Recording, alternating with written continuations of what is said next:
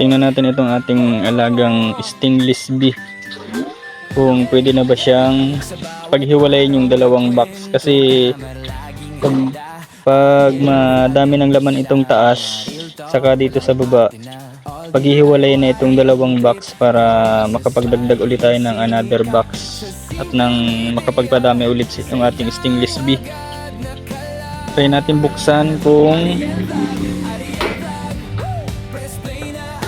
marami ng laman dito sa taas. Kailangan natin gamitan itong sundang dahil hindi natin kaya itong buksan ng kamay lang. Dahil ginamitan nila ng pandikit. Sobrang dikit niyan. Sobrang tigas tanggalin. Kaya kailangan natin gamitan ito. Ayan, tigas.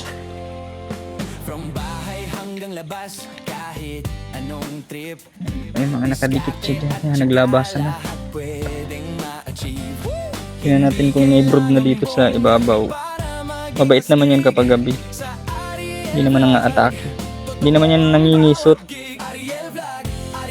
Nadikit lang siya sa buhok. Saka nangangagat na din. Hindi naman masakit yung kagat. Ayun, meron na siyang brood. Ayun yung brood. Oh, nasa loob. May brood na. Ayun. Pwede na siyang i-split. Madami na siyang laman. Yung brood, yung tinatawag na brood, yung may bilog-bilog ngayon sa loob.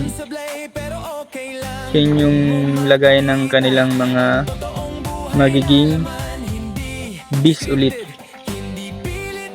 Andyan din yung kanilang queen. Yan yung brood niya. Ibig sabihin pwede na siyang i-split pag hiwalayin. Makakabinta na tayo nitong ating alagang stainless beef.